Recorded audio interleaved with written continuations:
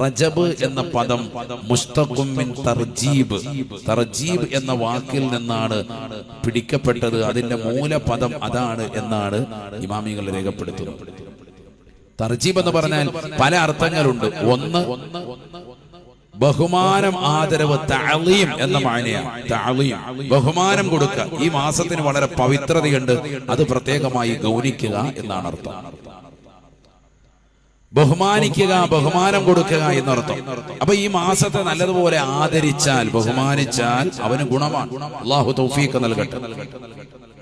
നബിയുനാ റസൂലുള്ളാഹി സ്വല്ലല്ലാഹു അലൈഹി വസല്ലം തങ്ങൾ പറയുകയാണ്, ആരെങ്കിലും പരിശുദ്ധമാക്കപ്പെട്ടതാകുന്ന റജബ് മാസം നോമ്പ് നോറ്റാൽ അല്ലാഹു സുബ്ഹാനഹു വ തആല നാളെ അവന് മനോഹരമാകുന്ന ഒരു കൊട്ടാരം സമ്മാനിക്കുന്നതാണ്.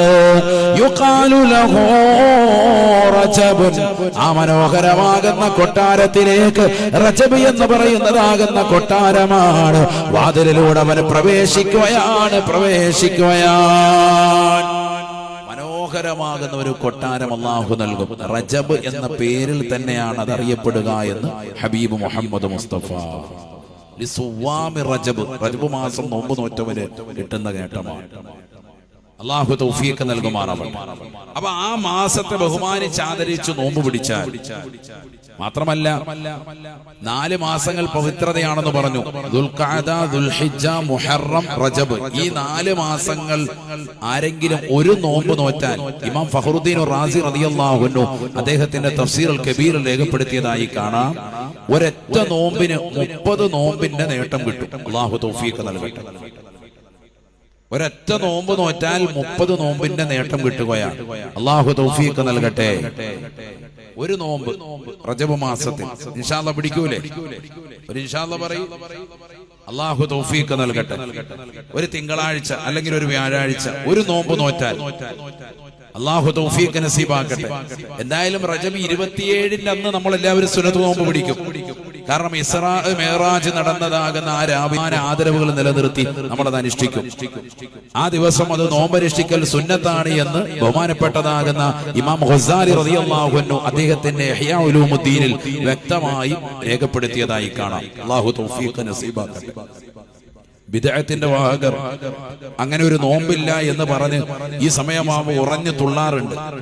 5-ാം നൂറ്റാണ്ടിന്റെ അനിഷേധ്യ നേതാവ് ബഹുമാനപ്പെട്ടതാകുന്ന മുഹമ്മദ് ബിൻ അഹ്മദുൽ ഗസാലി റളിയല്ലാഹു അൻഹു വലിയ മഹോന്നതനായ വ്യക്തിത്വമാണ്.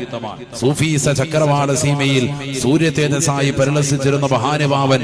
അവിടുത്തതാകുന്ന ബഹുമാനപ്പെട്ടതാകുന്ന വളരെ പവിത്രമായ ഗ്രന്ഥം ഇഹ്യാ ഉലൂമുദ്ദീൻ, കാദൽ ഇഹ്യാ വ യകൂന ഖുർആന, തത്വജ്ഞാനങ്ങൾ കൊണ്ട് നിറഞ്ഞതാകുന്ന പരിശുദ്ധമാക്കപ്പെട്ട ഇഹ്യാ ഉലൂമുദ്ദീൻ ഖുർആനിനോട് കിടപിടിക്കുമാർ അടുത്തിരിക്കുന്നു എന്ന് വരെ പറഞ്ഞ പണ്ഡിതന്മാരുണ്ട്. അത്രയേറെ ഉലൂമുകളുള്ള വിജ്ഞാനങ്ങൾ നിറഞ്ഞതാകുന്ന ശ്രേഷ്ഠമാക്കപ്പെട്ട ഗ്രന്ഥത്തിലൂടെ ബഹുമാനപ്പെട്ടവരെ രേഖപ്പെടുത്തി വെച്ചു. 27 റജബ് 27-ന്റെ ദിവസം സുന്നത്ത് നോമ്പ് ശ്രേഷ്ഠതയുള്ളതാണ്. സുന്നത്ത് നോമ്പ് അനുഷ്ഠിക്കേണ്ടതാണ്.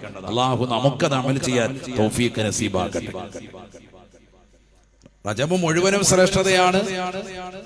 എന്നാൽ അതിൽ പ്രത്യേകമായി ശ്രേഷ്ഠതയായി പറയുന്ന ദിവസങ്ങളാണ് ഇതൊക്കെ. അല്ലാഹു തൗഫീഖ് നസീബാക്കട്ടെ. അത് ഇസ്രാ മിഅ്റാജുമായി ബന്ധപ്പെട്ടിട്ടുള്ള ആ മഹത്വം കണക്കാക്കിയിട്ട് അത് നടന്നതാകുന്ന രാവ് 27-ാം രാവ് തലേന്നാണ് പിറ്റേ ദിവസം നോമ്പ് നിരീക്ഷിക്കുക.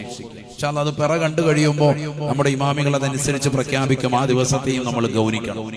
ഏതായിരുന്നാലും മാസത്തിൽ ഒരു നോമ്പ് ഇൻഷാ അല്ലാഹ് അത് ശ്രദ്ധിക്കണം. എന്നല്ല, മാസത്തിൽ ഒരു 3 നോമ്പ് പിടിച്ചാൽ വലിയ മഹത്വമാണ്. അതാണ് അയ്യാമുൽ ബീദ്. എല്ലാ അറബി മാസവും 13, 14, 15 പറ്റുമെങ്കിൽ നമ്മൾ അതൊക്കെ അനുഷ്ഠിക്കണം. അല്ലാഹു തൗഫീഖ് നസീബാക്കട്ടെ. എല്ലാ അറബി മാസവും ഉണ്ട്. അല്ലാഹു തൗഫീഖ് നസീബാക്കുമാറാവട്ടെ.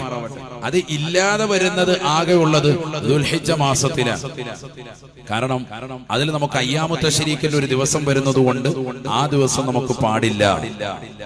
ബാക്കിയുള്ളതാകുന്ന മാസങ്ങളിലൊക്കെ തന്നെ 13, 14, 15 നിർബന്ധമായും സുന്നത്ത് നോമ്പ് അനുഷ്ഠിക്കാൻ നാം ശ്രദ്ധിക്കണം. അല്ലാഹു തൗഫീഖ് നസീബാക്കട്ടെ. അങ്ങനെയൊക്കെ ചെയ്തു വരുന്ന ആളുകൾ നമ്മുടെ കൂട്ടത്തിൽ പഴയ കാലഘട്ടത്തിലൊക്കെ ഉണ്ട്, ഇന്നും ഉണ്ട്. അങ്ങനെ ചെയ്യുന്ന ഉമ്മമാർ മുടങ്ങാതെ ചെയ്തു വരുന്ന വലിയ വലിയ ഉസ്താദുമാരുടെ ഭാര്യമാരും സാദാത്യങ്ങളുടെ ഭാര്യമാരും അവരൊന്നുമല്ലാത്തതാകുന്ന പഴയകാല വാദുകൾ കേട്ടുകൊണ്ടുള്ള അറിവുകൾ വെച്ചുകൊണ്ട് മുടങ്ങാതെ നിത്യജീവിതത്തിൽ വരുന്ന സാധാരണക്കാരിൽ സാധാരണക്കാരായ ഉപ്പമാരും ഉമ്മമാരും ധാരാളമുണ്ട്.